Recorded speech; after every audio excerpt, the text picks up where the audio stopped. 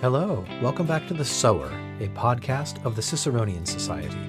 We publish weekly in audio on all platforms and in video for some episodes, including this one. So if you're listening right now, search our YouTube channel for the video version. To learn more about our programming to support cultural and civic renewal, please visit ciceroniansociety.org.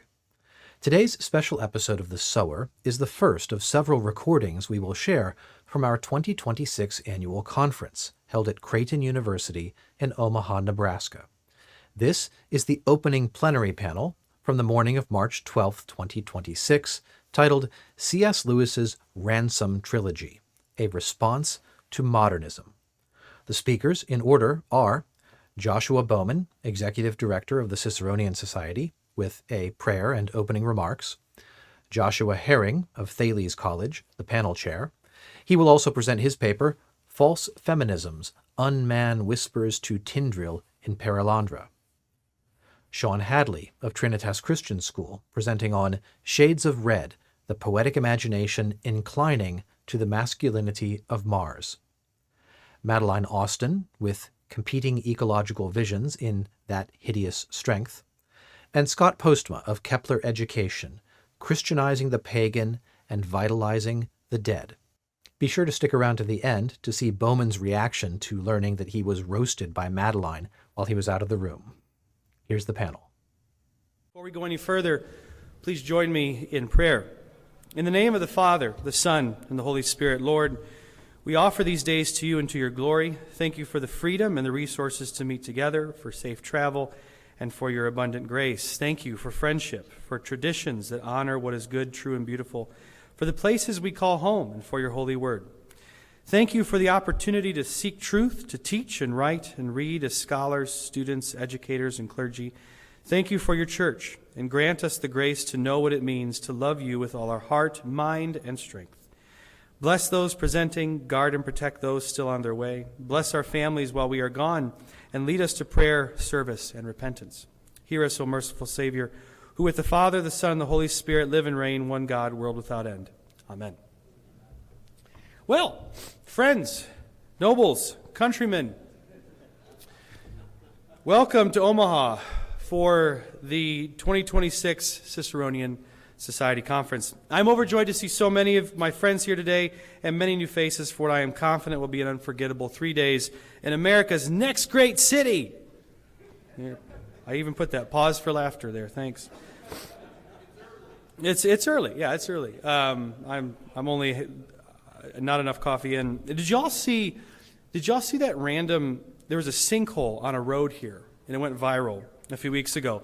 The cars just came up to an intersection, and it just ate them. It was that sinkhole currently has an approval rating higher than any branch of the U.S. government. But I can't talk. I'm from Michigan. Our potholes are the size of sinkholes. Then again, the construction around here makes me think sinkholes are a problem. I tried to get to what's called the Old Market, a famous place downtown. I just got lost. I just gave up a few days ago. So if anyone finds it, let me know. The Ciceronian Society encourages and equips Christian scholars as they serve the church, believing that it is the church, more than any other institution, that is critical for the cultural and civic renewal we so desperately need. Indeed, I would argue that healthy, theologically orthodox, spiritually mature churches are a necessary condition for a just and flourishing society. And if cultural and civic renewal is going to be realized, if healthy churches are our shared aspiration, it will require intellectual as well as spiritual leadership. But if that leadership is going to be impactful, we need more than credentials, courses, and CV lines. We need community. We need friends and conversation partners who challenge and sharpen us, who ask us tough questions, share ideas, and give us honest feedback. And it's that true friendship which I hope you find over these few days and beyond. Year after year, I hear a similar refrain from attendees who say these 3 days inspire them to write more, teach better, read more widely, and to think more deeply about their life as a scholar and how it relates to their place in the local church. And I pray you find that, as well as an abundance of laughter and personal encouragement. What makes the Ciceronian Society different is not some secret formula, though. It's not me. It's not even Bill Batchelder's laugh. It's you. Somehow, by God's grace, year after year, we managed to bring together amazing people, a remarkable group of people who not only share many of the same interests, but who come to genuinely care about one another. It's not unusual, for example, for me to get emails on a monthly basis saying, do you know any Ciceronians looking for jobs in X? Because I would like to work with a Ciceronian. There are many ways you can participate then in that overall vibe that we have begun to cultivate. Number one, ask questions. Most panels don't have discussants, so because we want all of you to assume that responsibility. Now, we do plead for you to avoid the self-indulgent speeches where you just say, it's just a comment, not a question. Don't be that person. And instead, choose to offer constructive feedback and comments that communicate to your authors that you want them to succeed. Number two, don't be shy. This is a great place to find collaborators and future colleagues. Share your CV, resume, and job openings you know about. Tell people about that project you always wanted to pursue or the one you're trying to finish. Pitch book and essay ideas, future panels, podcast episodes, and so on. This is a great place to do that. And number three, and I want to encourage you to do something that it's very simple, but arguably unusual at any academic conference. I want you to quietly and silently pray for one another. I don't offer any particular words to use, but when you see someone coming up to speak or chair a panel, offer up a prayer for their well-being, for their family, for their research, their health, or whatever comes to mind. To be sure, I'm not asking you to get up and lay hands on them, break out some oil, a shawl, and some incense. But although it would be hilarious, to be honest. But every time Bill gets up to speak, definitely like candles, whatever you need. Just light it up. But in your own way, according to your tradition, pray for each other, and please pray for me. This is going to be a great conference, and I want to quickly thank our sponsors for making it possible. A big thank you to our friends at the Center for Religion, Culture, and Democracy, Regent Honors College, Christian Halls International, who you're going to hear a lot more from tomorrow, the Heritage Foundation, the Russell Kirk Center, the Henry Institute at Calvin University, the Hillsdale Van Andel Grad School, and the Davenant Institute, and especially to our hosts here, the Menard Center for Economic Inquiry here at Creighton University. Thank you.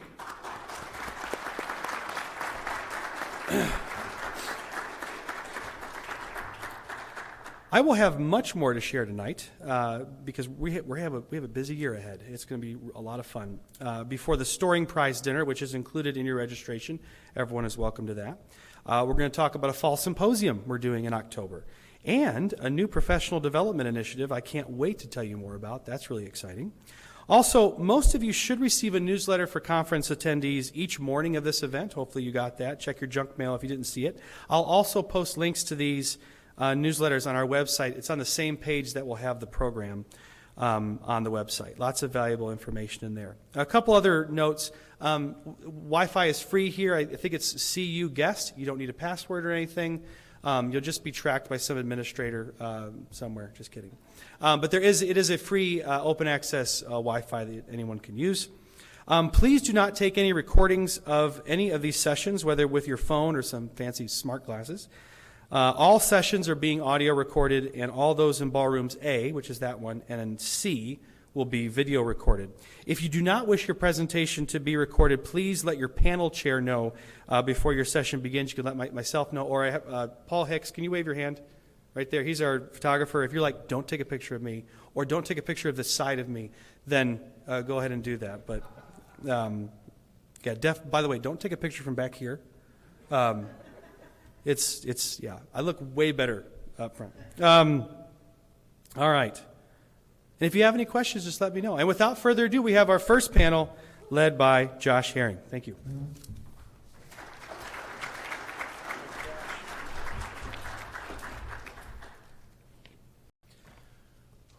Well, good morning, everyone, and welcome to the 2026 Ciceronian Society. My name is Josh Herring. I am thrilled to introduce this morning's plenary panel. I'll begin my comments after introducing my fellow panelists, and we will speak in the order listed in your program. Before we begin, please join me in prayer. In the name of the Father, the Son, and the Holy Spirit, we give thanks to you, O Logos, for gathering us together once more as we contemplate ideas, seek truth, and share laughter. Bless us, O Lord, and fill us with your Holy Spirit as we take dominion of your creation. Thank you for your many gifts. Keep us from sin and keep us from error. Amen. Our panel this morning is made up of friends who love C.S. Lewis.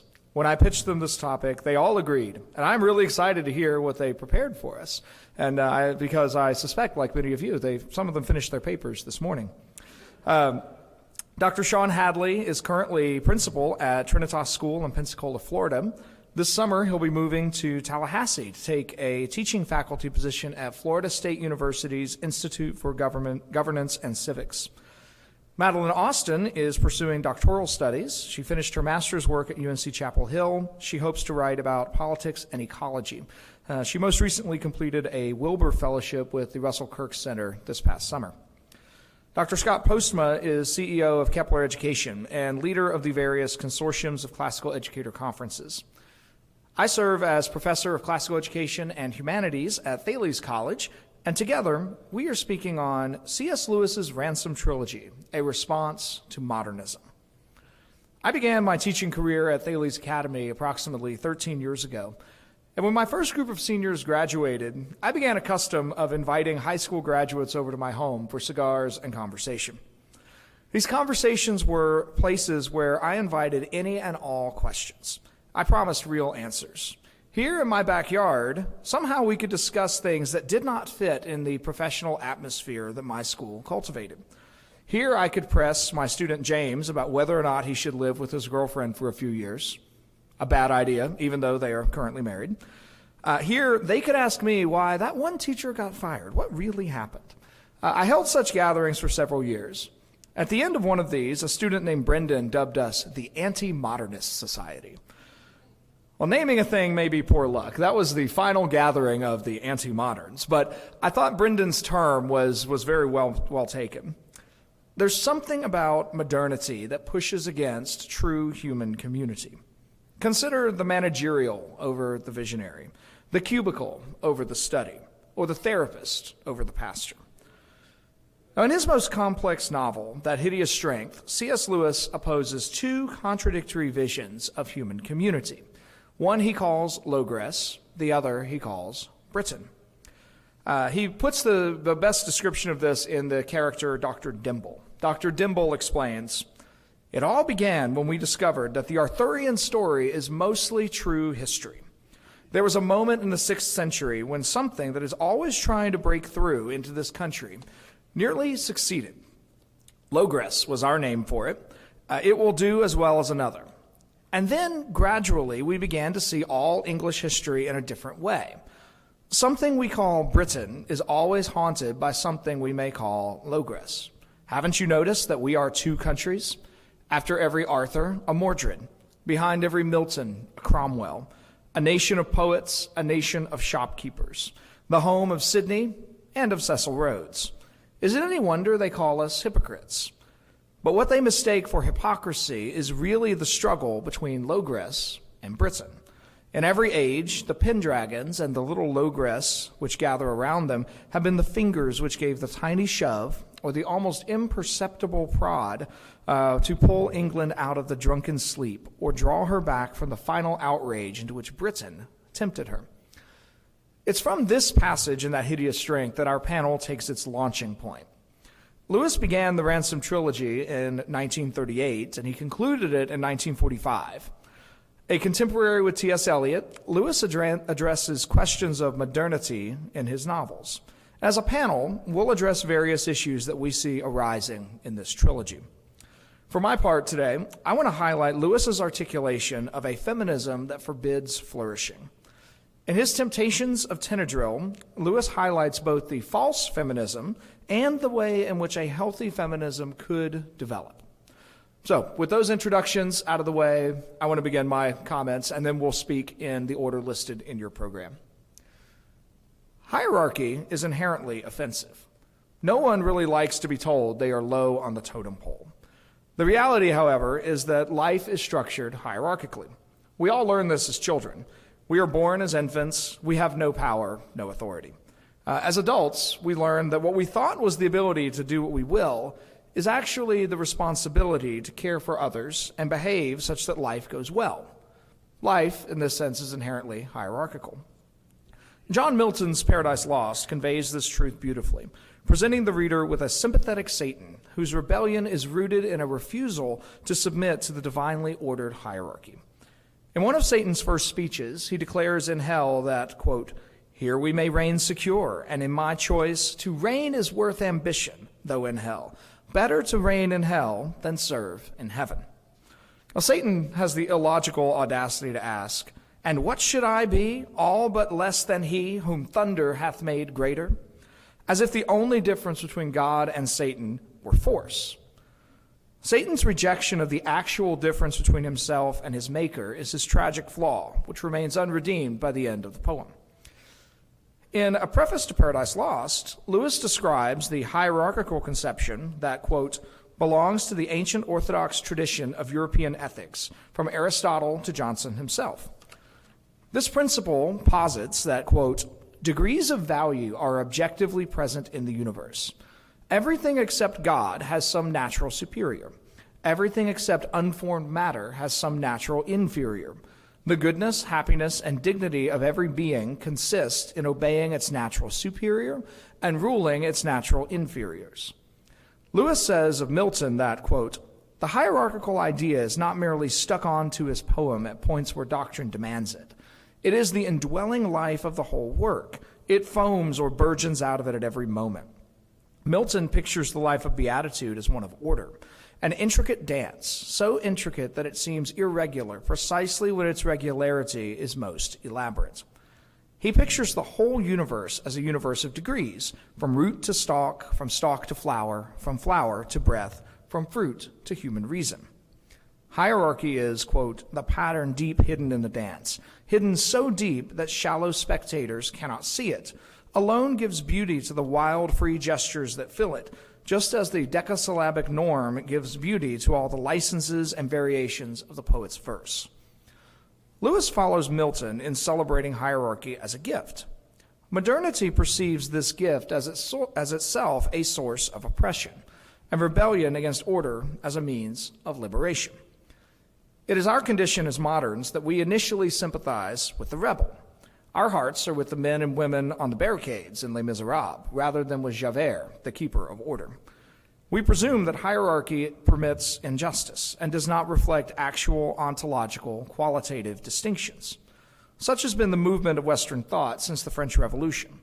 Into such a spirit, C.S. Lewis's novel Perelandra offers a different view of hierarchy. Lewis does a lot in this novel, much more than I have space to trace in this paper. So I want to instead focus on only two ideas, the temptation of Tenedril and the great dance as the answer to that temptation. Lewis published Perelandra in 1943, the same year that he published Preface to Paradise Lost and The Abolition of Man.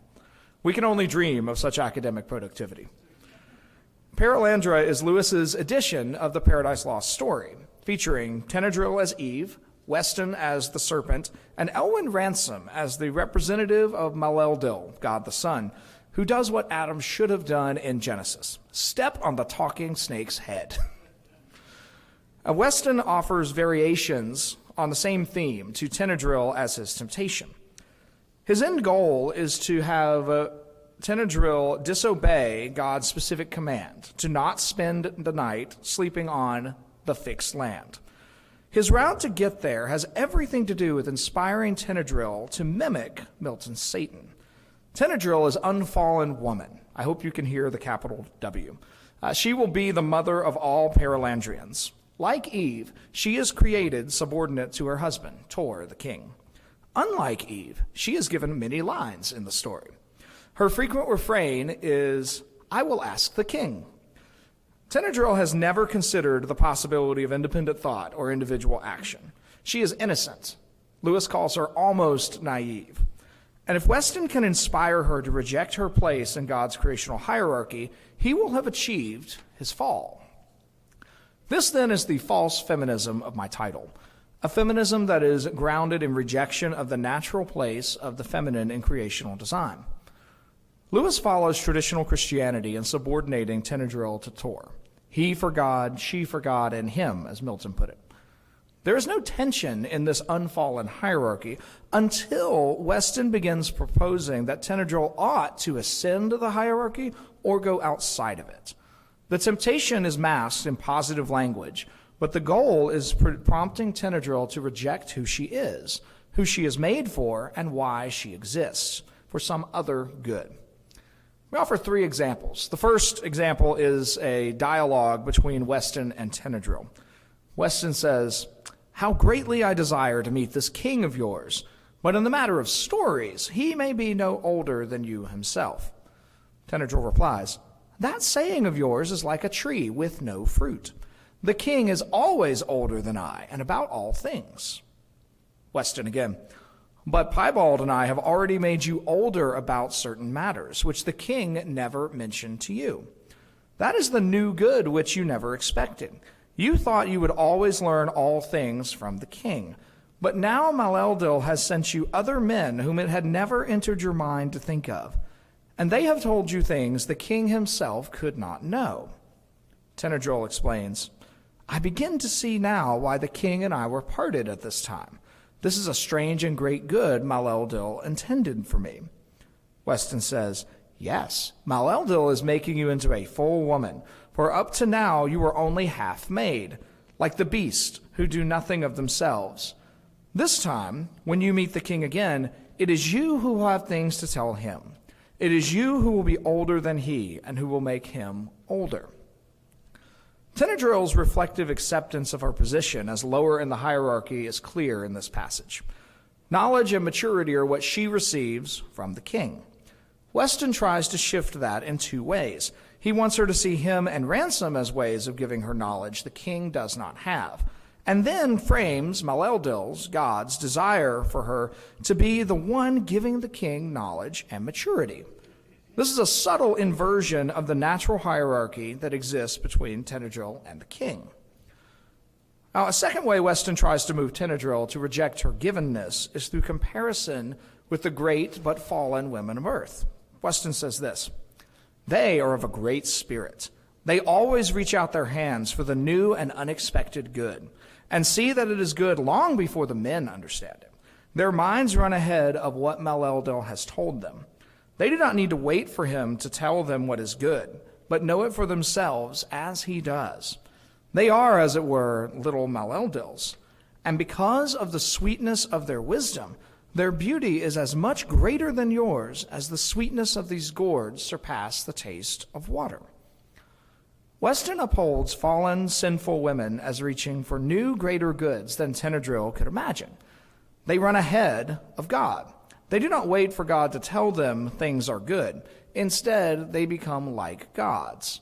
Here the temptation sharpens, upheld for the one made in Maleldil's image, to reject who she is in the hopes of being like God, knowing both good and evil.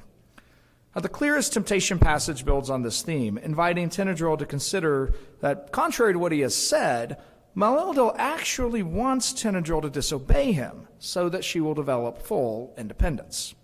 Weston, "But do you not see that there cannot be? He longs, oh, how greatly he longs, to see his creature become fully itself, to stand up in its own reason and its own courage even against him. But how can he tell it to do this? That would spoil all. Whatever it did after that would only be one more step taken with him. This is the one thing of all things he desires, in which he must have no finger. Do you think he is not weary of seeing nothing but himself in all that he has made? If that contented him, why should he create at all? To find the other, the thing whose will is no longer his, that is Maleldil's desire." The temptation to a false feminism lies in asserting that disobedience is the route to obedience. By disobeying God's creational design, Weston promises, Tenedril will become more fully herself. Rejecting her place in Maleldil's hierarchy, rejecting the gift of creation, is Weston's route to full personhood.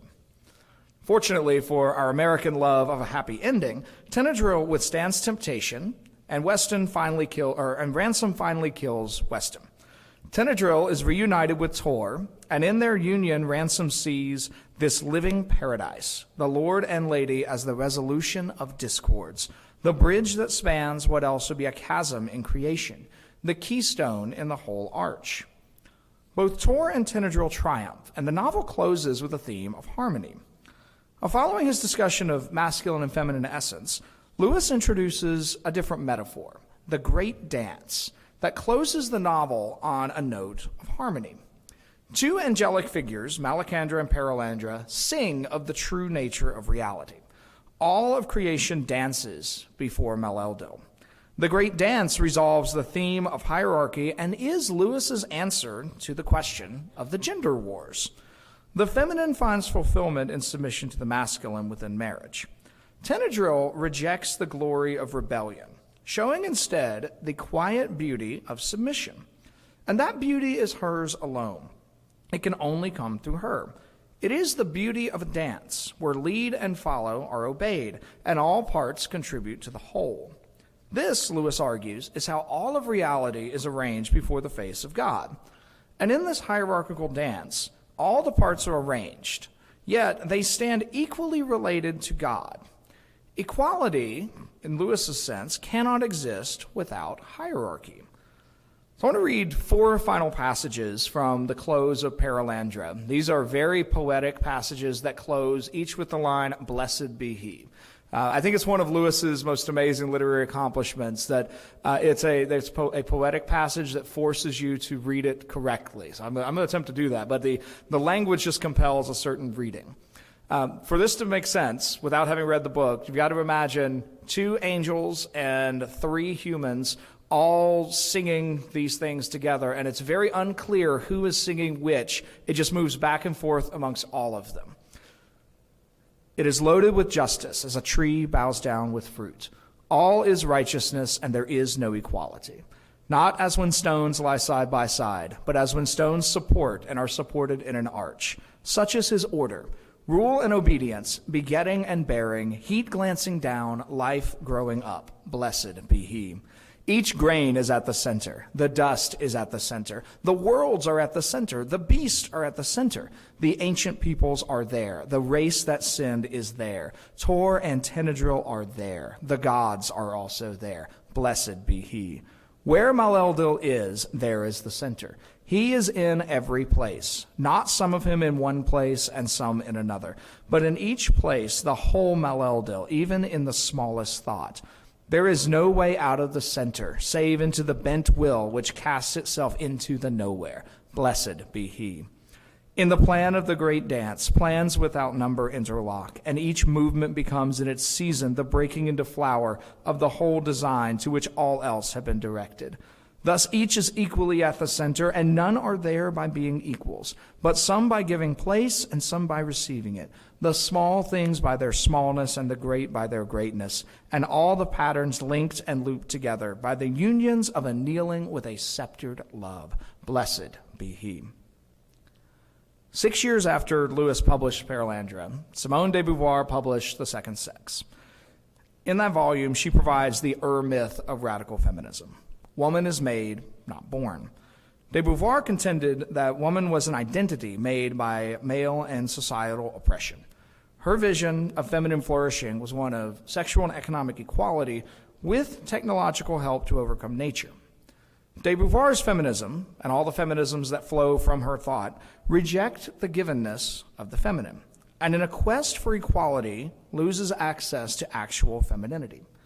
Lewis offers a different route. Through submission and receptivity, through accepting her position within God's created hierarchy, the feminine achieves a unique glory. Within the hierarchical ordering of creation, the feminine stands equidistant from God himself. Without that hierarchy, there can be no equality.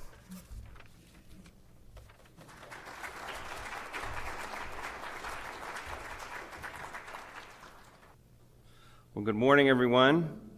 It's my job to follow Josh. This happens a lot, actually. I end up on a panel with him and always go after him. I don't know if he's doing that on purpose, but maybe. And so I'm going to try to move quickly here this morning. The idea for this paper has been something germinating for a long time, and as a result, it means it's taken a lot of different paths, different than what I first imagined.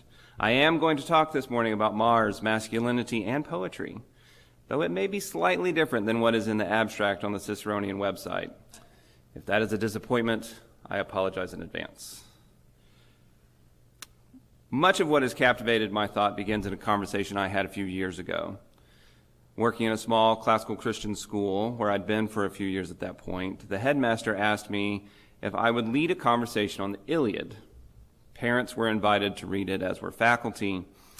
But most importantly, the school board of that institution committed to reading Homer's classic tale, which for many of them was the first time. When I arrived for the book discussion, one board member in particular approached me, and it's important to understand that this is a man whose children, 4 of whom had gone through the school, had all read Homer, and yet for him this was the first time that he had picked it up.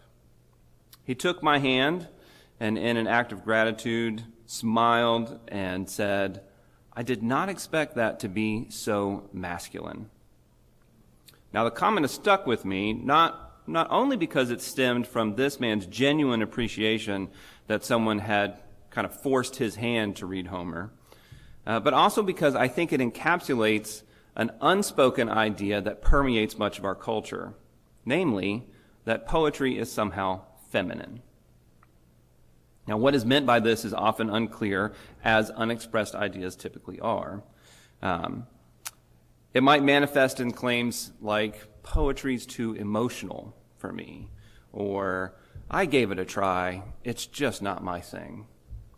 No insult is meant by this, and it is expressed by both men and women. So however you approach it, there seems to be this underlying cultural impetus that claims that the poetic form is simply not quite masculine. Now, I anticipate in this audience that this is probably a less common idea. And I bet if I started off on a poem or two, many of you here would even be able to keep it going. In fact, let's experiment since it's early in the morning. If I were to say, "Whose woods these are, I think I know." Oh, yeah, so good. Thank you. Some of you knew that one. I'm glad. The point here is not that I'm going to say anything radical or something that pushes boundaries. But I do want to try to nail down a couple of things that find difficulty being expressed. First, I do want to assert that poetry has an emphatically masculine aspect to it. And second, that this has particularly interesting implications for imaginative works about Mars. Now, I think the most difficult term here is the one that we encountered earlier, masculine. I didn't know much about the word's origin when I started this, and so I will not bore you with the ridiculous amount of time I spent going down an etymological black hole on that one. But I will summarize it very succinctly. Essentially, the word has not changed much in English in 500 years. That's great. That makes my job easy. Virile, powerful, male. That's what the word means, and it's how we continue to use it. Now, something that did particularly catch my notice was the Latin root masculus. I'm sure I did not say that right. Sorry, Catherine. Which can also mean something that is worthy of men. Now, that in particular caught my interest when I was working on this. Now, I also want to point out that emotionless and cold are nowhere to be found in this word's history. So we can sit on that for a minute. If you want to nerd out on etymology later, I'll be happy to do so in between sessions, but we don't have time for that today. I really want to point out that the unspoken hesitancy that permeates the reading culture for many is that there is an expectation that poetry will not somehow be masculine, and yet that is precisely what we need to get beyond. This matters in particular in how the imagined world of Mars has appeared throughout much of our writing. Now, Mars has ranged in particular over the past century as a place of rich cultures, though often dying, as in Burroughs' Barsoom books, Bradbury's Chronicles, Lewis's Ransom Trilogy, which I'll talk more about, and to a lesser extent, Robert Zemeckis' holiday classic Mars Needs Moms. Interestingly, thank you. There was at least one good chuckle out of that one, right? Interestingly, these stories prominently feature men from Earth who discover a race deeply imbued with the martial temperament, though the authors explored this in different ways. I believe this is a long-held piece of our collective imagination which recognizes the metaphysical reality beyond our own atmosphere. The progenitor of this, of course, lies in those ancient appearances of Mars, of Ares, which permeate classical mythology. Yet even into the medieval era, this continued to find life, and how the actual planet of Mars played a role in the lives of men. And this is where Lewis is drawing from most heavily for his own fiction. How many of you have read The Discarded Image? Okay, not half as many as I had hoped. That's good. We'll take it, right? Writing on Chaucer's House of Fame, Lewis explores the idea that for the medieval mind, the things of earth were constantly kindly inclining, and that's inclining with a Y, to their sphere, which in this case is the earth. He highlights how this language suggests things like that we hold in common knowledge, like gravity, which wasn't discovered by Newton, but was rather described. There is something in his own thought that goes beyond this, and it argues that there's something more than the natural concepts at work. Mars exists outside of our sphere. Its influence is different than the way we think of gravity. And yet that kindly inclining still meant that the red planet affected people even in the day-to-day. What was associated with Mars? Iron, war, that martial temperament, were more than just an older enneagram or personality test. Lewis argues that these influences held a spiritual component, as evidenced by how the soul's turning to God is often treated in the poets as a returning, and therefore one more instance of that kindly inclining. So understanding how Lewis adapts this into the Ransom story is helpful, I think. Now, again, little participation by a show of quick hands. Who here has read Out of the Silent Planet? Man, that is good news. Thank you. That just cut like 200 words out of my presentation. You guys are on it. Thank you. I will do a quick refresher just to make sure that we're all on the same page. So Ransom experiences a moment akin to Dances with Wolves and comes to live among a primitive group of otter-like people called the Hross. They're hunters living simply in what might be seen as similar to the Native American lifestyle prior to westward expansion. Their accommodations are Spartan. Their weapons are a central feature of their daily lives. Their cultural simplicity, in Ransom's eyes, means that they lack artistic capability in many ways. And yet in the book, Ransom notes very specifically that they possess, and I quote, a kind of poetry and music which was practiced almost every evening by a team or troop of 4 Hrossa. One recited half chanting at great length, while the other 3, sometimes singly and sometimes antiphonally, interrupted him from time to time with song. Close quote. As Ransom learns while sojourning on Mars, the Hrossa are in fact the poets and warriors of Malacandra, demonstrating that kindly inclining of the specific place in all its virility, its strength, and how they are made manifest in word and in deed.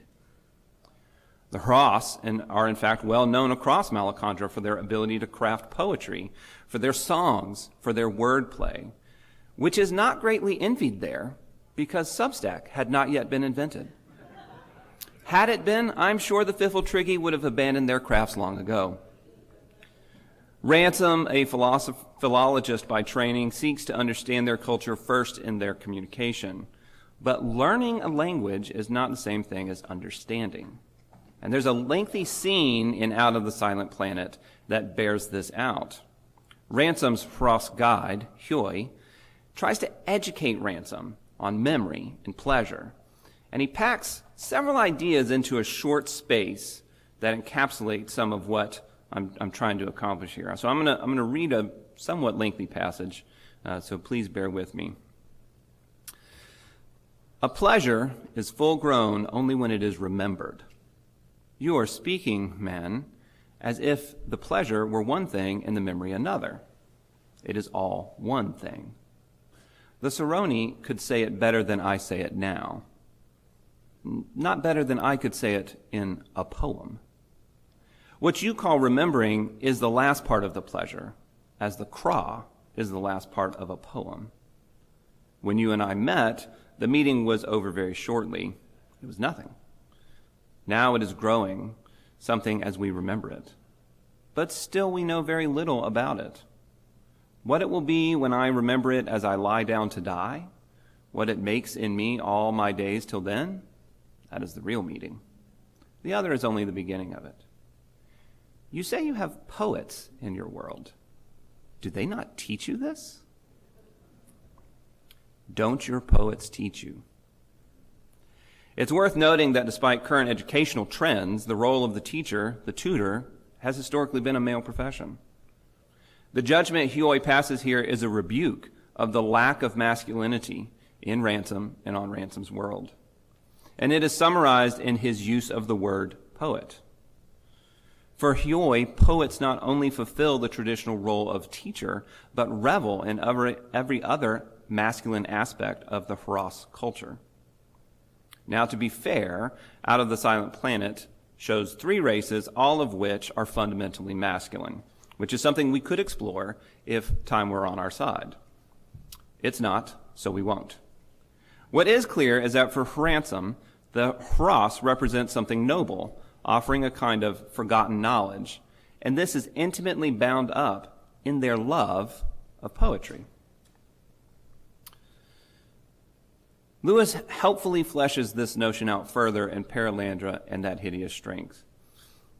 Again, I don't really have the time this morning to chase all of that, but I do want to point to a specific moment in the 3rd book in an effort to try to tie some of these ideas together. What matters for Lewis in this discussion is that the masculine, that Malacandrian spirit which animated Hross poetry and their hunting and their songs, is not merely a biological reality, though it is that. Explaining this to Jane Studdock, the heroine of the 3rd book, Ransom explains to her, "You are offended by the masculine itself, the loud, eruptive, possessive thing, the gold lion, the bearded bull, which breaks through hedges and scatters the little kingdom of your primness as the dwarves scattered the carefully made bed. The male you could have escaped, for it exists only on the biological level. But the masculine, none of us can escape." This conversation has spiritual implications for Jane, who understands from this that she must eventually submit to Christ. But it also continues the setup from Out of the Silent Planet, where this inescapable masculinity is manifested in the simple poets of the Red Planet. The loud, the eruptive, the possessive.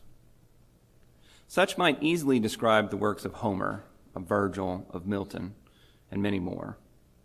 And it matters that Malacandra and Perelandra, the actual reigning spirits of those respective worlds, come together in the concluding pages of Ransom's story. My own hope is that their return to Thalcandra, the silent planet in which all of this begins, might mean that we more readily recognize how we might kindly incline towards our own proper ends, be they masculine or feminine. Thank you.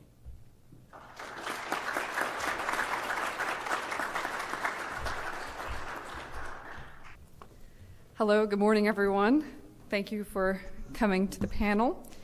Last year, if some of you were there, Annie Crawford delivered a really spectacular paper on That Hideous Strength, which made me want to read the book right then and there.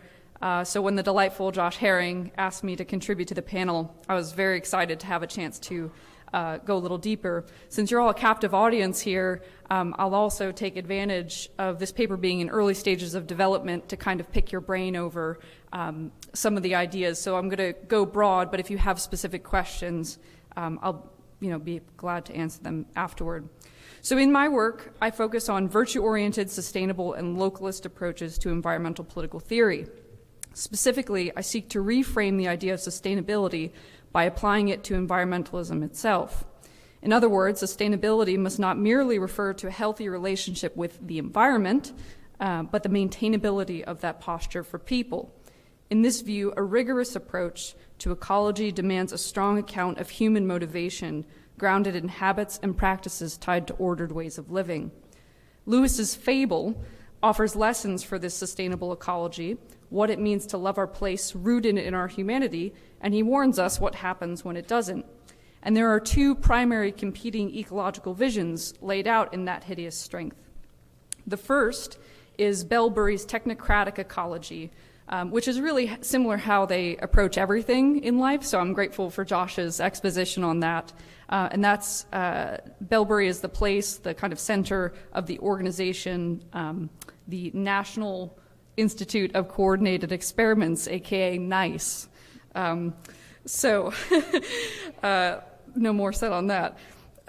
So they value, in short, they value the abstract, overvalue the abstract rather, in particular, the abstract progress. They reject limits, especially embodied limits, epitomized by their great fear of death and their single-minded determination to conquer death through their religion, science. If they would grant that our planet has woes, it is simply a matter of going to the next planet and expanding their interplanetary domination.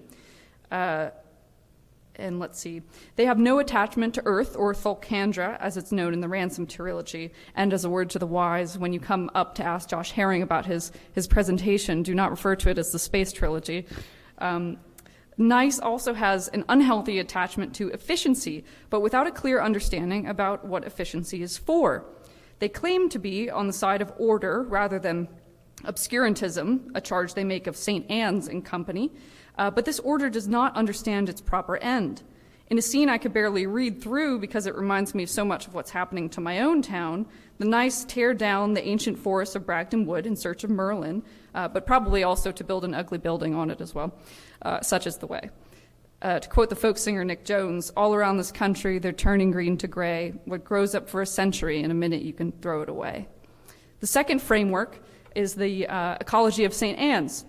So St. Anne's in the book is primarily the good guys, and they're concerned with, if we're to kind of interrogate what their environmentalism looks like, it really revolves around the care of a specific place and specifically love of that place. So in this view, our care of our places and one another come from a particular knowledge of a particular place and people and animals, though for the rest of us, probably a less exotic menagerie. It is also embodied. We learn to care by living and loving together, by working the land and breaking bread. In physically knowing our place, we earn a knowledge that helps us care for it, both because it first teaches us how to care for it, and it then motivates us to do so. So, for example, I might be more motivated to clean up litter, or, a place that I consider my home than a random gas station on the road. So initially in my paper, I set out to gain insights from these competing visions, but I kind of ran into a Goldilocks problem. If I focused on critiquing the technocratic framework of Bellbury for a Ciceronian society audience, this is kind of like trying to inebriate Josh Bowman tonight at the hospitality suite. We know how it works. It's not really a new thing, and the audience is already sympathetic. But if we turn to St. Anne's, the task becomes a little too big because of what I call the St. Anne's difficulty. Which is really the big difficulty that I face in my work, so I kind of see this as a vocational endeavor.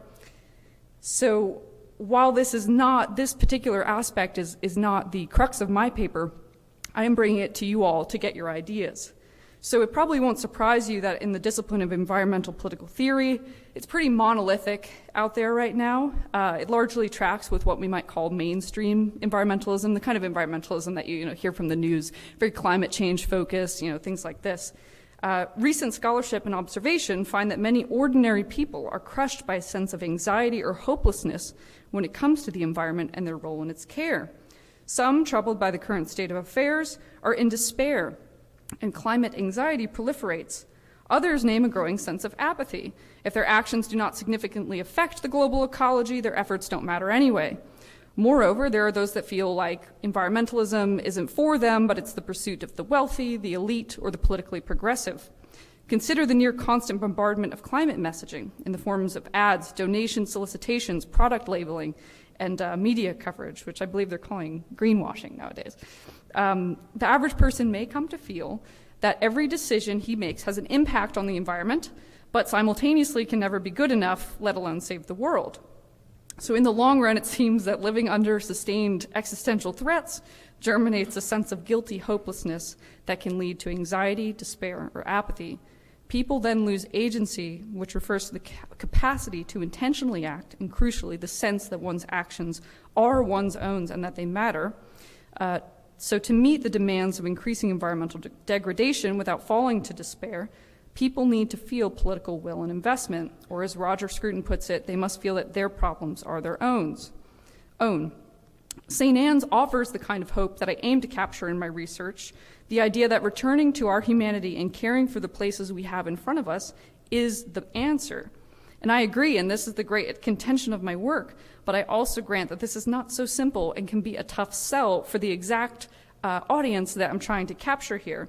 If we want to avoid the hopelessness of the mainstream environmental messaging, we also want to be careful of our own charges of hopelessness.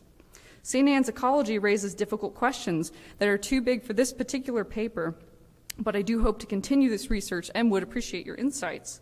So this hideous strength ends in a deus ex machina par excellence. So this has implications for the lessons that we can draw from my particular inquiry and raises questions like, is the hope of St. Anne's reliant on a hope in the resurrection? How practically do we have hope when our places are destroyed? To what degree is it worth fighting against the huge enemies and slowing their destruction of what we love versus withdrawing into the humanity and kind of making a final stand, or as Lewis puts it, while the bombs are coming down, to do the human things rather than to cower. This challenge for me, and one more question that I have often is, do we leave our places when they're taken over by the Bellberries of the world, if we're still remaining on the world? So this challenge for me is epitomized by Bragdon Wood in the book, which if you've read it is the ancient wood, and Nice is trying to find Merlin, so they just, tear it all down. But the thing is, it doesn't come back. It's gone. At the end of the book, I'm hoping for it, but it does not exist in our physical universe anymore. And this is a tough one for me. So it is not restored on Earth. Therefore, I think that the life at St. Anne's and the kind of lessons that it has for how we might think of creation or environmentalism, ecology, however you'd like to refer to it, deserves further discussion and treatment. So my paper first focuses on a much more modest goal, kind of first step, if you will. So rather than focus on a positive vision of St. Anne's ecology, I draw from that hideous strength to formulate a warning against the technocratic environmentalism, which is primarily humanitarian in nature. So just as like heads up, it's a little different from exactly what Lewis lays out in that hideous strength. I develop this concept by combining the warnings of Lewis's fable with Irving Babbitt's conception of humanitarianism. So Bellberry fits the mold of what Babbitt calls secular scientific humanism, though he argues that humanism is a misnomer there. But the context of what we're up against has changed a little bit in ecology since Lewis wrote that hideous strength in an important way. So the variety of environmentalism that dominates the mainstream messaging is not necessarily the utilitarian type that drives a lot of the novel. Both share a religious zeal with positivism, an overvaluing of the abstract, high hopes in technocracy and centralization, and a disdain for limits and embodiment. However, it is the goal of Nice versus this contemporary strand of environmentalism that holds the interesting difference. Mainstream environmentalism falls much further into what Babbitt calls the philanthropists or the humanitarian strain. And while the humanitarians really emphasize the benevolent goals of their plans, they do put forth compelling cases for why we might go about it their way, while as in that hideous strength, it's more of a caricature of this utilitarian bent. So this is often an extremely tempting worldview, especially for young people who are seeking to do good in the world and make their mark and to help others. And in that way, it can be a lot more insidious than the kind of, we can read that hideous strength and go, ooh, I don't like that. Like I'm a disembodied head. If you know, you know. But as many of you know, there are significant problems with that framework. In essence, we can recognize the larger-than-life Bellberry as the bad guys in Lewis's fable. But we also need to warn people against using the Bellberry methods with benevolent motivations. It's like using the ring. You know, we want to be aware of that, even if you argue we should use the ring for Gondor. Even if the intentions are genuine, the risk is the same. So this is why it doesn't quite matter if someone's being deceptive about whether, it's not really good that they're after, or if it genuinely is. So to conclude, I'll go through the traits that Lewis is warning us about through this hideous strength and how they strip agency for ordinary people with a particular mind to environmentalism. So a couple characteristics. The Bellbury-esque environmentalism is big. It operates on a huge scale like everything else they do, and therefore it's more abstract than concrete. And at that scale, abstraction is nearly inevitable. In that hideous strength, we hear members of NICE talk about their service to humanity, but it's unclear who they're actually helping or who actually wants the things that they're doing. And with environmentalism, this goes even further. We're not just talking about humanity, we're talking about everything in it, the whole world. Like, that's a lot of pressure. The atmosphere, everything. So that's a lot. Next, because technocratic environmentalism is big and abstract, it is necessarily international or top-down, and I think we should be very aware of this. NICE, for example, because it's so big, must control the whole system, which Annie Crawford points out sows the seeds of their own destruction in the end. And similarly, in mainstream environmentalism, this abstraction makes everything everyone's responsibility and therefore no one's. This often devolves into empty slogans like think global, act local, where Wendell Berry suggests we ought to act and think locally.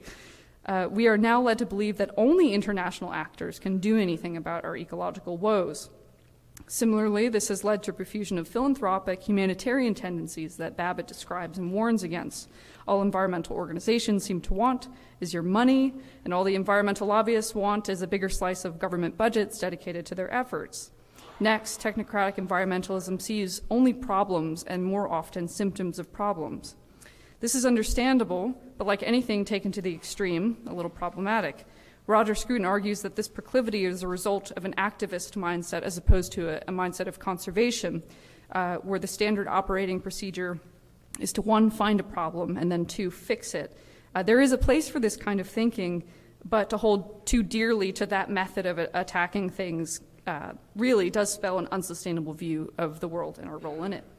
And then finally, technocratic environmentalism, just like in the discussions of sex and gender, lead to what Bill McKibben calls tinkering. So this is kind of the flavor that feels that we can innovate out of our nature, or at least out of our problems.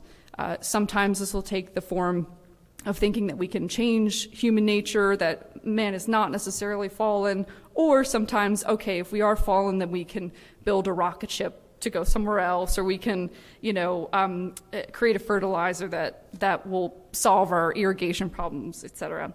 So we can capture the carbon in the atmosphere, lean into electric vehicles, create paper straws, just kind of treat those symptoms. And again, not to say that that's all bad, but it kind of misses the point of what's really wrong here. And so why does Lewis warn us against these tendencies, both in the ecological sense, but also more broadly? What it boils down to, for me, in my reading, is the diminishment of agency and therefore the sense of hope. So the humanitarian Bellbury strain is concerning for several reasons, which I'll just highlight. The wave tops my paper goes more into it.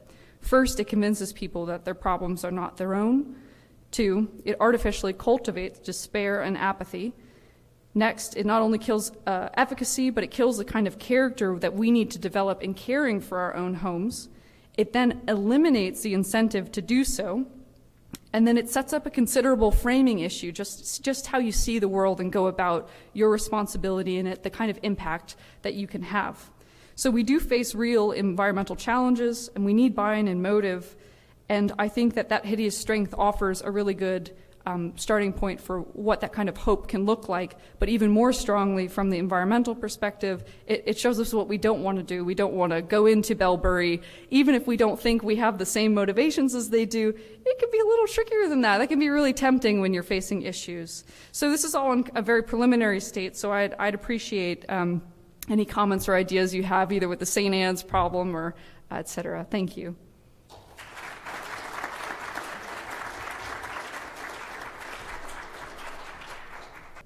Well, good morning, everybody. Want to just say thank you to Josh Bowman and to Josh Herring both for the opportunity to present this morning. Thank you to each of our panelists. This has been enjoyable to treat C.S. Lewis. And my approach this morning is going to try to tie in with part of what we've been thinking about as a whole for this conference, or what I was under the impression that we were thinking about with the 250th anniversary, thinking about some of the Enlightenment goods of life, liberty, and the pursuit of happiness. So the title of my presentation this morning is Christianizing the Pagan and Vitalizing the Dead, and it's Christian humanism and the grotesque in the Ransom Trilogy. Obviously, we're not going to have time to unpack all of that in the few minutes we have. But my bigger project or bigger research interests lie in the recovery of Christian humanism, and not just Orthodox Renaissance humanism, but that kind of inchoate humanism that existed in early Christianity all the way into modernism with C.S. Lewis. In the Cosmic or Ransom Trilogy, C.S. Lewis employs the grotesque as a literary device that exposes the ontological failures of modern conceptions of life, liberty, and the pursuit of happiness. By way of his imaginative cosmology, Lewis reveals the ways in which reductionist views of man in 19th and 20th century Western thought had shifted the anthropological conversation from that of the 17th and 18th centuries, which contemplated the self-evident inalienable rights endowed by man's creator, shifted over to the anti-humanistic philosophies of the 20th century that had removed the organ while still demanding the function. In response to the modernist subtle abolition of human heritage, Lewis reclaims these Enlightenment goods of life, liberty, and happiness to accord with what he calls the Tao, objective values, natural law, norms, etc., by Christianizing the pagan and vitalizing the dead. Now, to unpack my thesis in the time we have together, I'd like to first consider the reductionist impulses of the 19th and 20th centuries, which were playing into the ontological failure of these Enlightenment goods, the growing crisis about the nature of man, and that really hit a big crisis in the early 20th century. Matter of fact, the Stanford professor Mark Greif has written a book where he argues that the most published book, the topic more published than anything else from 1933 to 73 was What is Man? Some variation of that. Next, I'm going to attempt to identify some of the contours of the grotesque, a literary device, to serve a suitable definition as Lewis employed it. Third, we're going to consider Lewis's diagnosis and recovery of the Enlightenment goods previously mentioned by his use of the grotesque toward a resacralization of the cosmos. Consider that in the 19th century, Marx's economic man refashioned the concept of liberty from being that of freedom from vice and ignorance in the service of a virtuous life to being freedom from economic and class oppression. Although Marx's view on the alienation of the human condition created by the Industrial Revolution had merit, his project ultimately enslaves humanity by reducing human identity to that of oppressor and oppressed. Similarly, Darwin's work recast human ontology from being teleological to being merely biological. His reductionist approach reframed man's purpose from being little more than mechanistic, instinctual, and survivalistic. Survival of the fittest is merely the propagation of the human species for the sake of propagating the human species. In Darwin, man devolves into abstraction and life descends into a meaningless Ouroboros. Next, Nietzsche extends Darwin's biological conception of humanity to that of morality. And ironically, in doing so, he reduces man to the Übermensch, the Superman. And since Nietzsche ultimately locates morality in the will to power, modern man's dynamistic impulse is thus crystallized in an ethos of force. That is, we see it today as a new kind of might makes right, or the culture wars. Finally, Freud went a step further in the devolution of reductionist conceptualizations, and he gave modernity a psychological man, a head without a chest or belly. Instead of the pursuit of self-mastery in the service of the good life, the activity of the soul in accordance with virtue, as Aristotle called it, eudaimonia, psychic equilibrium became the means of happiness. For Freud, the discovery of the repressed thoughts and emotions and the subsequent therapeutic treatment of one's guilt is the key to human flourishing. In The Abolition of Man, Lewis famously warns against the modernist ambition to conquer nature in the way that these have and sever morality from its foundation in natural law, like these 19th and 20th century thinkers have continued to do. And he unpacks a process whereby this secular progressivism ultimately dehumanizes man by reducing him to mere materiality and enslaving him to subjectivism. Logical positivism was the result of this train of thought in Lewis's day. For Lewis, the Tao is the real basis for life, liberty, and human flourishing because man's conquest of nature turns out to be man's conquest of other men using nature as his instrument. And these conquerors, he calls them conditioners, are actually themselves enslaved to their baser desires, that is, nature. While Lewis's recovery of the Tao in his prose work is an eloquent and cogent critique of the failures of modernism in this respect, it provides the theological and philosophical framework for his imaginative literature, especially the Ransom Trilogy, which really dramatized the consequences of these reductionist ideologies with a compelling force. Lewis's imaginative work explores how this long train of reductionism resulted in the ontological failure of the Enlightenment goods. For Lewis, this also means that society, if it does not recover fidelity to the Tao, will culminate in a dehumanized and demonic technocracy. It's an uncanny prognosis, actually, given the postmodern developments that have emerged since Lewis's death. Lewis begins unpacking these consequences in Out of the Silent Planet, where he shows that life for life's sake, that is, life divorced from its creatureliness, its transcendent telos is what I mean by that, results in a sheer survivalism, the mere perpetuation of the species. He further shows in Perelandra that liberty disconnected from obedience, happy submission to the Creator, reduces to demonic possession. Although this perspective is abrasive to the secularist whose project is the elimination of the supernatural from public life, Lewis demonstrates such reductionism becomes grotesque. Finally, in that Hideous Strength, he shows that the pursuit of happiness devoid of virtue and universal moral norms, culminates in the conquest of human flourishing. Or as he expresses it in his Abolition of Man, man's conquest of nature turns out in the moment of its consummation to be nature's conquest of man. Wolfgang Kaiser suggests that as cleavages like these described develop in society, grotesque distortions appear as the harbingers of cultural renewal. Thus, it's apropos that Lewis is able to leverage the grotesque in his imaginative literature and to use it as a proverbial megaphone to engage the mind and spirit of his readers and bring them to a state of awareness that will permit no evasion. In modern analysis, the grotesque is rarely thought of beyond that vague term of, or those vague terms of strange, incredible, and unbelievable.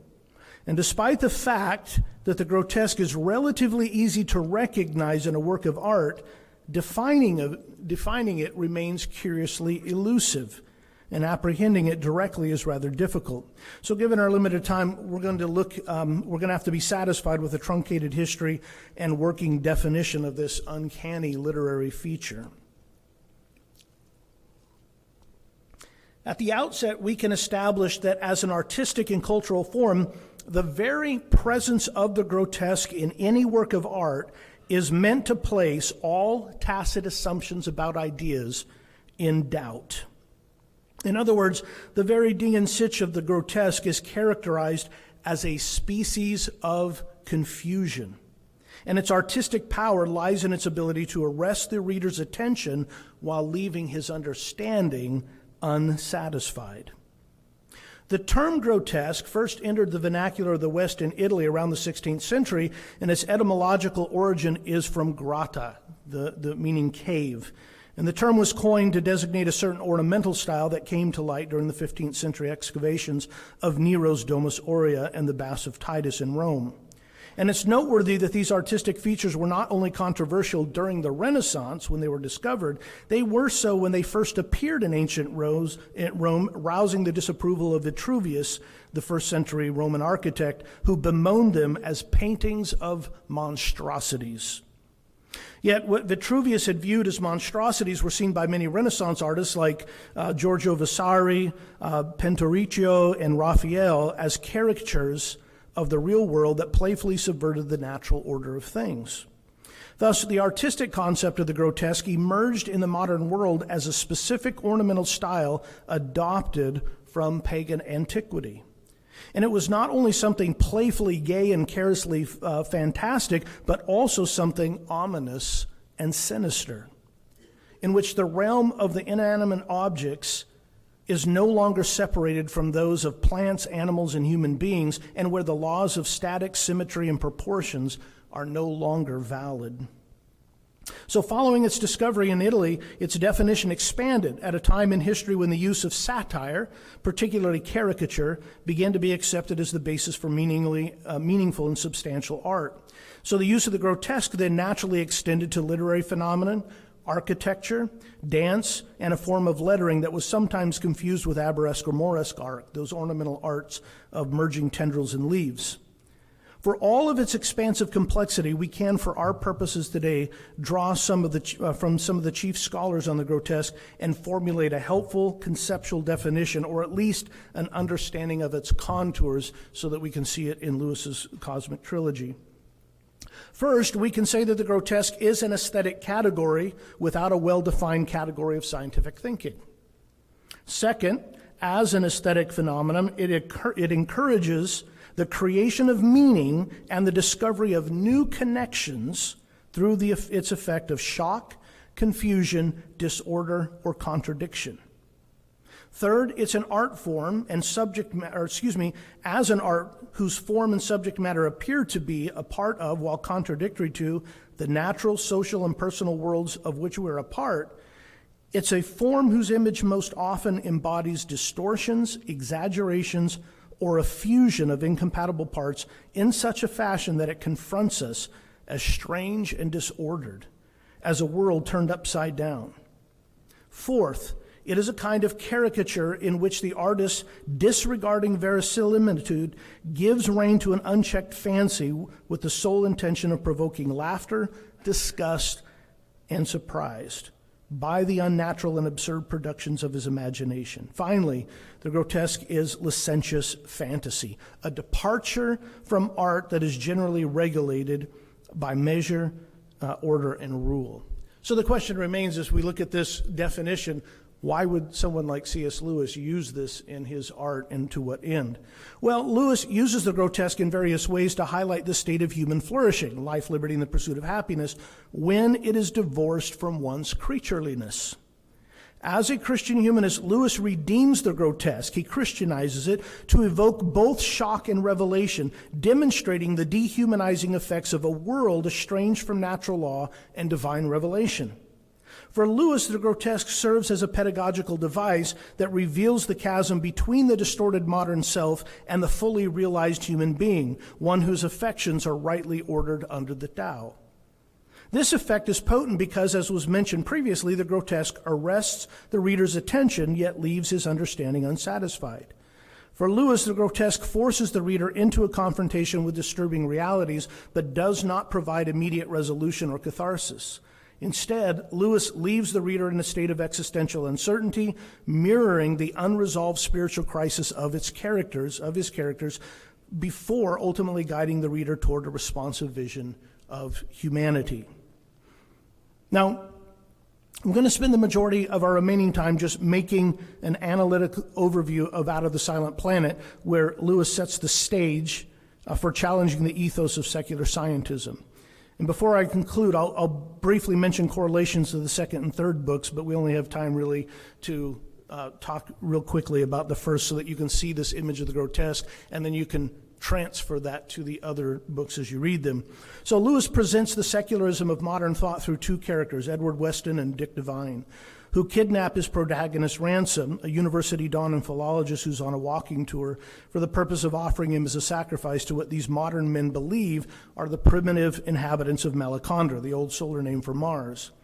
Weston is a physicist who's driven by the abstract notion of perpetuating humanity at any cost, even the lives of individual human beings, and he builds a spaceship that he hopes to use to colonize other planets. Despite Lewis's penchant for decrying allegory, and if you know anything about Lewis, Weston is, nevertheless, allegorically Western civilization.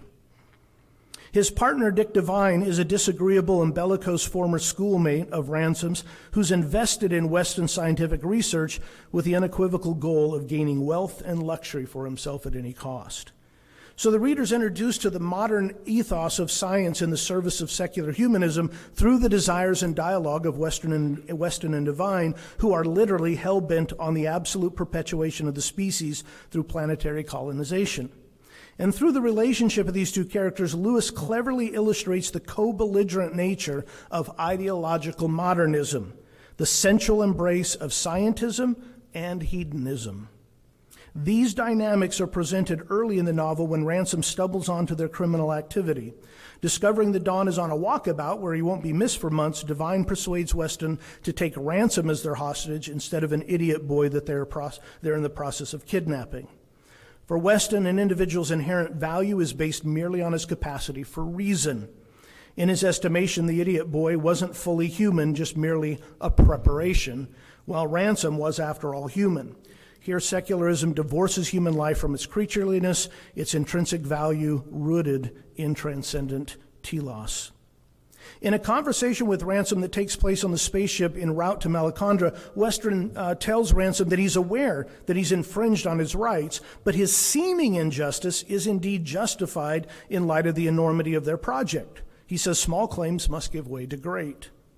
Then he contends that Ransom cannot be so small-minded as to think that the rights of or the life of an individual or of millions of individuals are of the slightest importance in comparison with the greatness of his enterprise. For Lewis, secularism's ethos is a mixture of idealistic scientism and pragmatism. It's reduced to might makes right all over again. On the planet Malacandra, Lewis contrasts the secular wisdom of Weston and Devine with the old solar wisdom of the grotesque inhabitants of Malacandra. Here, Lewis's grotesques are rather mild, yet they intensify with each stage of his literary development. In the first novella, the primary grotesques are the planet of Malacandra itself and the three sentient beings, what is called the Hna, the Ciceronian, the Hirosa, and the Fiffletrigge. The planet is described as beautiful but also unnatural. And here's a great word that Lewis uses, fantastical sublime. Okay? That little key phrase knows that you're about to see grotesque. For example, the water is not merely blue in certain lights like terrestrial water, but it's really blue. And its waves are described as wrong or unnatural, too big for such a wind, the wrong shape, far too high for their length, too narrow at the base, too steep on the sides. The mountains were jagged and irregular, too thin and steep for mountains, like the jagged teeth of a giant with very bad teeth. I always think of the Bumble from that old, claymation. Clouds were rose-colored and very solid-looking, like the top of a gigantic red cauliflower. And there were purple forests of vegetables 40 feet tall with slender, flimsy stalks in leaves as large as boats that were nearly transparent, corresponding roughly to Ransom's idea of a submarine forest. In short, while Malacandra as a grotesque was not ominous or sinister, it is categorically and unquestionably a description provided by our scholars. Three sentient beings that occupy Malacandra live in what we might consider political harmony under the benevolent rule of the Oyorsa. The Ciceronian are the philosophers, the Rosa are the hunter poets, and the Fiffletrigge are the craftsmen and artisans. Now, for the sake of time, I'm just going to mention this, and then I want to jump right to a final point. But the Ciceronian are described as spooks on stilts, surrealistic boogeymen with long faces, madly elongated. They're wizard-like with spidery, mobile, transparent hands. The Hirosa have a coat of thick black hair, lucid as sealskin, very short legs with webbed feet, broad beaver-like or fish-tail, strong forearms with web-clawed fingers. Fiffletrigge are frog-like animals, taper-headed animals, and they're reptilian, like grasshoppers, frog-like, small and hairless. And they are, interestingly enough, matriarchal and short-lived. They're the craftsmen and artisans.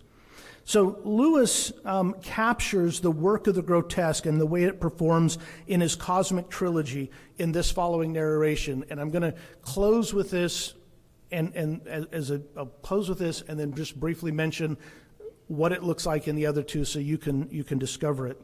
But here's a quote from Lewis as the narrator. He says, "It was only many days later that Ransom discovered how to deal with these sudden losses of confidence." Okay, so notice this phrase. So Lewis is looking at these sentient beings who look like animals. He's talking with them, and he has this sudden loss of confidence. "They arose when the rationality of the harass tempted you to think of it as a man. Then it became abominable. A man 7 feet high with a snaky body covered, face and all, with thick black animal hair, and whiskered like a cat. But starting from the other end, you had an animal with everything an animal ought to have: glossy coat, liquid eyes, sweet breath, and the whitest teeth. And added to these, as though paradise had never been lost and earliest dreams were true, the charm of speech and reason. Nothing could be more disgusting than the one impression, and nothing more delightful than the other. It all depended on the point of view." And you can see what Lewis does here. In this one image, you have two different things represented in this one image. One abominable and disgusting, and the other delightful and pleasurable. And they're both coexisting in the same space. Now, as we move into Perelandra, the unman serves to be both man and devil. And this follows Eggerschwild's. It follows his theory on the grotesque and demonic. And then that hideous strength, of course, we have Wither, who's literally withering away because he's in his mind somewhere else while his body's there. You have the fairy Hardcastle, who is a mixture, given with Mark and Jane Studdick as your two foils, or she's kind of a foil against them. And then you have obviously the artificial head. But let me just say this. Lewis Christianizes the pagan by sacramentalizing the ancient and medieval conceptions of the cosmos and revitalizes the dead to restore order. The planets of medieval and pagan myth, along with Merlin, who is a fairy, are incarnational aspects of the divine.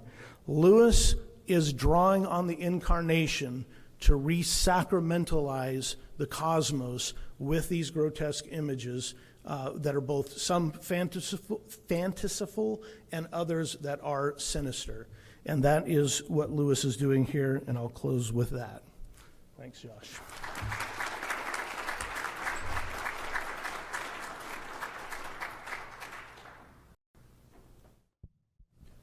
All right, thank you, panelists, and thank you to an audience. Y'all have been very attentive.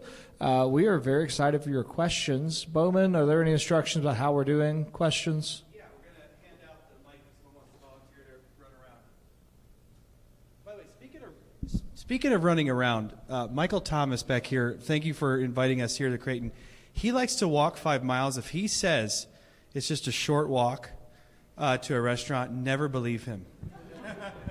I'm in so much pain. All right, yeah, Sullivan, you got this? All right, so if you have questions, just raise your hand, and Sullivan will bring the mic to you. Go to Frank first.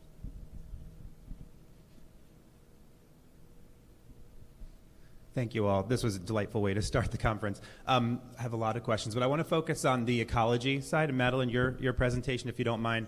So at St. Anne's, right, where they live and act very locally, as you say, there's this tension of frustration even within the house at St. Anne's that, they live locally, they care for the animals, they grow a garden, but what are they doing, right? The nice is destroying the world, and they're not acting, they're not fighting. What's going on? What are we supposed to do? And Ransom's response is, well, we are acting, but ultimately we're waiting for God, and he'll move us when it's time to act, right? So here outside of Ransom's world, for us, ecological localists, I guess, I'm wondering if there is a macro plan to be found here, right? Because we can live on our little plots like my family does and compost and raise chickens and plant trees and all of that. But meanwhile, there are forces in the community that look eerily like the nice who want to turn like every farm in my community into an AI data center or an Amazon warehouse. So for those on the side of Logris, I suppose, is there a lesson from St. Anne's or from your work in general about what do we do? Do we just think and live locally and wait for God to act as Ransom does, or is there something else? Yeah, thank you. You also got at the exact line that's so unsatisfying about this, but also satisfying in different ways. Yeah. So the short answer to that is that seems to be the best we have. However, that is not satisfying to me. So I'm in the process of trying to work through some of those questions, in particular the earthly ramifications, because, while there's hope in Christ and his second coming, when I don't have the blessing of teaching at a Christian institution, and there's a whole secular world out there that these conversations are not happening in at all. So I kind of take the St. Augustine perspective of two books, like, okay, I can't use that kind of terminology with a lot of my students, but at the same time, God's reality is real and in front of you. So if you can get them there, there's something. So in Annie's paper last year, she quoted Lewis in his essay on living in an atomic age, and I'll read that briefly. So this kind of sums up to me what Lewis is getting at. He says, the first action to be taken is to pull ourselves together. If we are all going to be destroyed by an atomic bomb, let that bomb, when it comes, find us doing sensible and human things. Praying, working, teaching, reading, listening to music, bathing the children, playing tennis, chatting to our friends over a pint and a game of darts, not huddled together like frightened sheep and thinking about bombs. They may break our bodies, a microbe can do that. Lewis loves microbes. But they need not dominate our minds. So this is tricky because it still does leave, well, isn't that hopeless in a way too? So this to me is a starting point to just get people in the game. And Wendell Berry says, if you can't expect to save the whole world, if you can't even take care of your neighbor. So at the very least, kind of see it in a Burkean way as a starting point. I resist that necessarily has to go to a bigger scale, but it's at least a starting point. Take care of your area. That might take your whole life. So we can talk a little more later, but I don't want to. Other questions?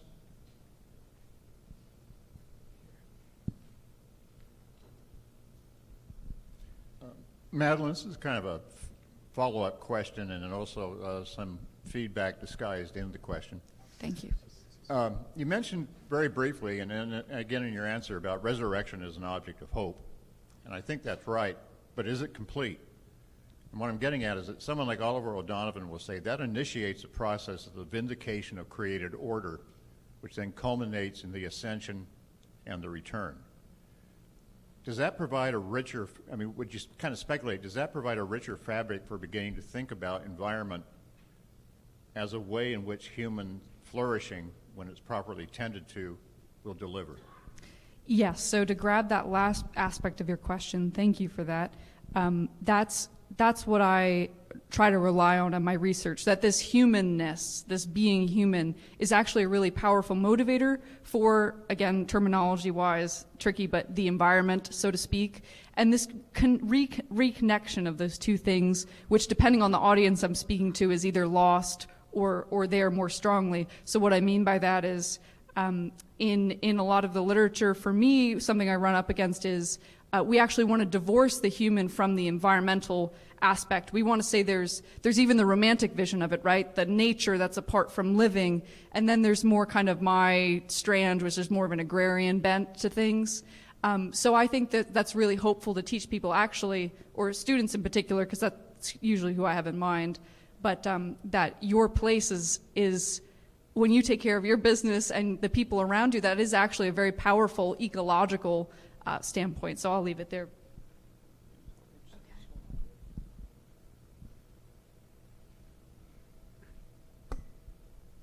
Thank you all. I also have many questions, but I'll confine it to Sean. You talked about the masculinity of poetry and just how that's become divorced in our culture.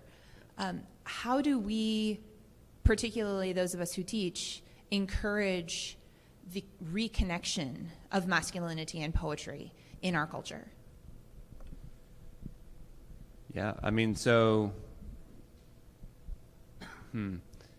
for many years I taught the Iliad to 7th graders, and when we would, I see a lot of wide-eyed responses to that. Believe me, it works. Often what would happen is we would open, the students would come in, girls would be disinterested, boys would be interested. We'd open to the first page and roles would reverse, right? Because, oh, it's poetry. All of a sudden the boys are now not interested and the girls are like, oh, this will be lovely. That doesn't last long either, right? So there's this kind of constantly shifting image between the two. And the great thing is that by the end of the Iliad, both the boys and the girls were loving it, right? It has something for everybody, which is, the part of the genius of Homer. So I think the first step is actually just to get people reading good poetry, right? Like so often in the classroom, poetry is treated kind of reductionistically, shoehorned in here or there. Often a lot of modern poetry, that's not a knock against modern poetry, it's just that if you're not giving students access to the broad range of poetry, you do kind of handicap them in some way. And I think you just have to be judicious. I've been very happy to see kind of a lot of pushback on, Micah Maddox has got some great things going on with poetry competition at First Things, and Joshua Wren and Wise Blood Books are publishing tons of new poetry from male and female authors that are both great. But again, the Christian audience isn't really the one that needs this persuasion, right? Like, we have the Psalms. They're mostly written by men, right? Like, so it's not a hard sell to tell Christians, oh, poetry it has a masculine element to it. It is that group who's outside the church that seems to struggle with this the most. And so I do think the key is to expose them. And you can kind of sneak past Watchful Dragons, right, as Lewis says, by giving them something like Burroughs or like Bradbury or even Lewis, which has these poetic elements embedded in their prose. And I find Bradbury's great for this. You can convince anybody of any religious stripe pretty much to read Bradbury, and they have no idea you're sneaking, little hints of the gospel in there to them, right? And so those kinds of workarounds are really helpful. So I think that's the key, right, is knowing your audience and then figuring out the best way to get past those watchful dragons, to use Lewis's phrase. One other thought on that, as Sean was describing, I think a lot of this too goes to if we have the freedom in your syllabus to kind of choose poetry, are you choosing poetry that is going to lend itself to enjoyable performance? And I'm just thinking, I had a middle school history class years ago that I got that whole class through all of G.K. Chesterton's Ballad of the White Horse. As we were studying King Alfred and the Viking invasions, and really they lit up because Chesterton is just beautiful to read aloud, very easy to enjoy getting into Chesterton, and it has the same kind of masculine elements I think Sean was describing, and 12-year-old boys love the idea of poetry about a medieval military camp where Christian men are summoned to die. that just so resonated with them. They were actively they couldn't articulate it, but they wanted a cause that was worth dying for. And so I think that's part of, not all poetry celebrates that and offers that. So I think part of this too is our selection, and we're looking for poetry that really does sing to the soul in those registers. Other questions?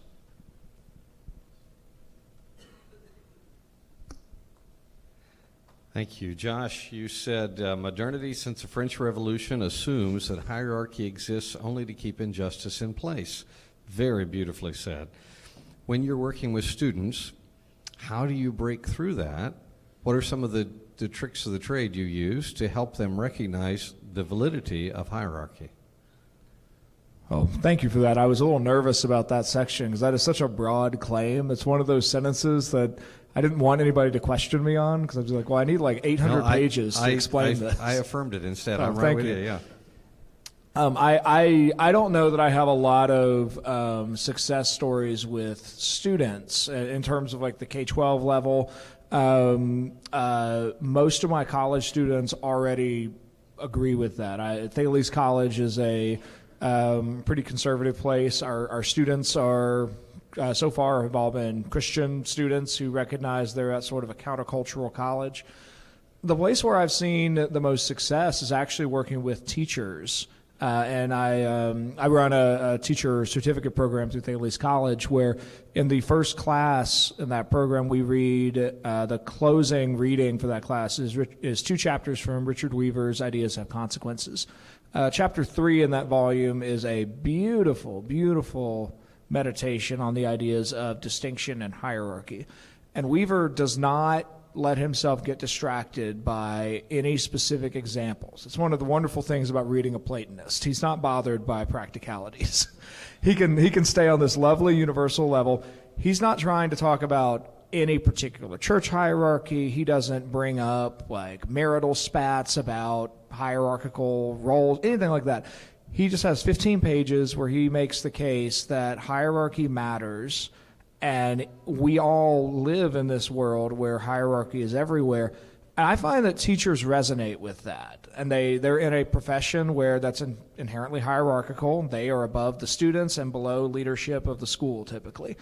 And Weaver has this speech from Shakespeare's Troilus and Cressida where he... it's just a beautiful, beautiful passage, all about, it starts with something about degree, but untune that string. And he goes through this about 15 lines of just unpacking what happens if we have a society that is intentionally untuning hierarchy and degree. And he ends with this lovely movement about justice being replaced by power, which is then replaced by appetite, which becomes an universal wolf that by the end of the passage is devouring itself. And I find that really is very helpful for teachers because there's landmines everywhere if you want to talk about hierarchy. And that class usually draws out any latent radical feminists that are in my program. They usually self-select out. But that brings it out if they have those views. But most folks just kind of look at it and say, oh, yeah. And it's almost as if they're waiting for permission to affirm that this is really the way reality works. And that's the place where I found the most success, is really just getting people to see this is part of the real. And this is not something we should protest. And instead, we just recognize this is part of how reality operates. Hope that helps. Other questions? First off, I'd like to, again, reiterate what other people have said about the tremendous work you've all done putting together the panel and for all the talks.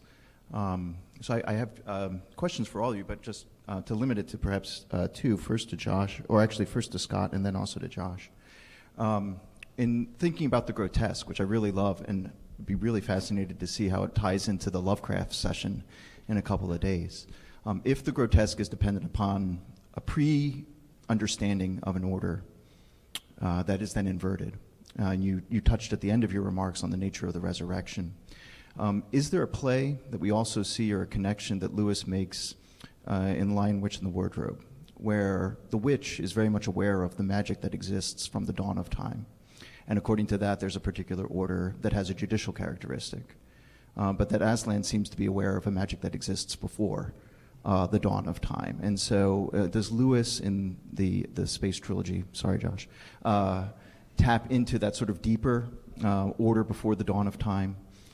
So it's not only incarnational, but it's also resurrectional. I guess that would be my question for you. And then the question for Josh, continuing with this idea of hierarchy and equality and what you mentioned with the feminine, if the church is to be considered the bride of Christ, to what extent is contemporary masculinity in America going to be having more obstacles in order to try to attain fullness, right? If American churchmen, to what extent are they also supposed to be adopting feminine characteristics, at least with regards to their relationship with Christ? And if that's not inflammatory or difficult enough, to what extent is this conversation even possible in a democratic and Republican society, which focuses on egalitarianism and authority from below?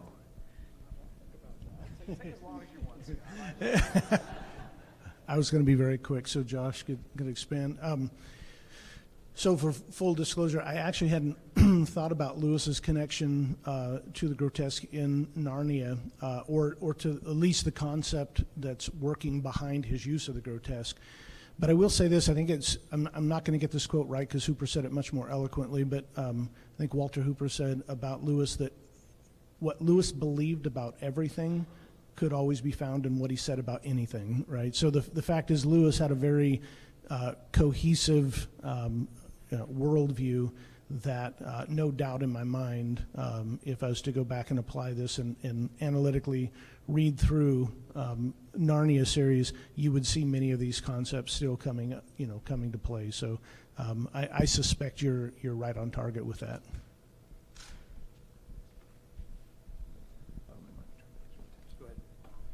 All right, apparently we do have time to attempt to answer Andrew Mitchell's question, which I might finish in about 4 days, but I'm going to try to do a 1-minute answer on this, and we can pick it up afterwards if this is completely unsatisfactory, because I just want to note that was a massive question, if not 3 massive questions baked in. So I got that down as 3 points that I'm going to try to hit very quickly.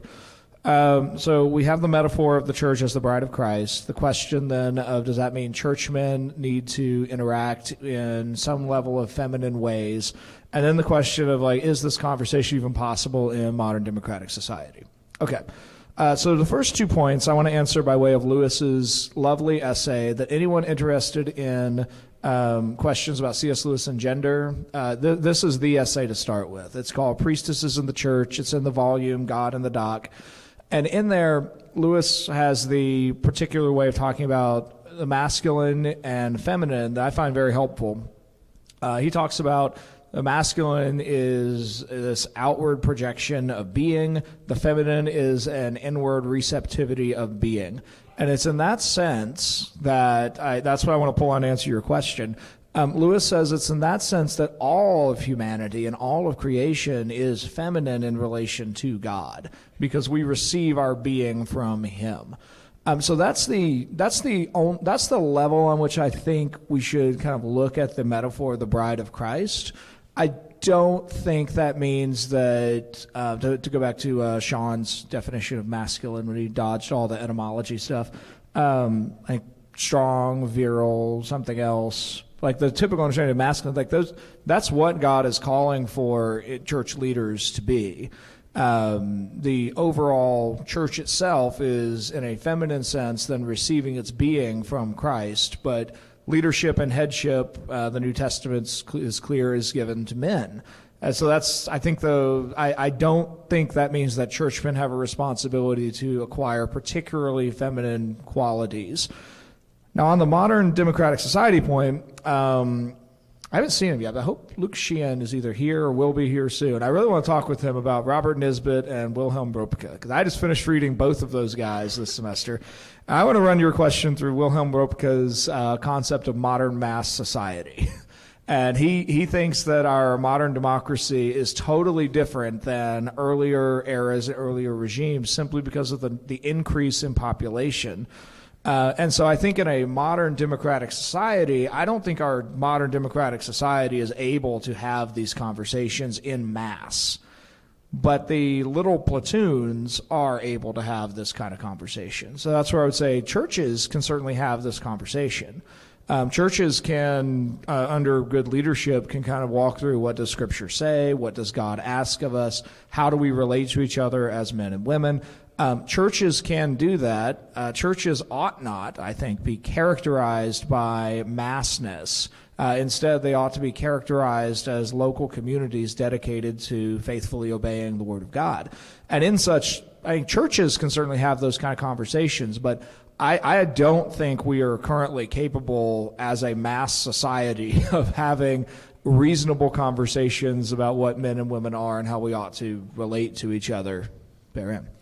And with that, we're going to turn this over to Josh Bowman, who I think, were you in here when you got sassed? I got sassed. I wasn't. Oh, you got sassed hardcore. That was Madeleine buzzed you, convenient. man. Is this on? Who sassed me? Madeleine, I'm going to pass the mic back your way. Madeleine, did you sass me? All recordings will be available later. Watch it at home. Let's thank our first panel. Thank you.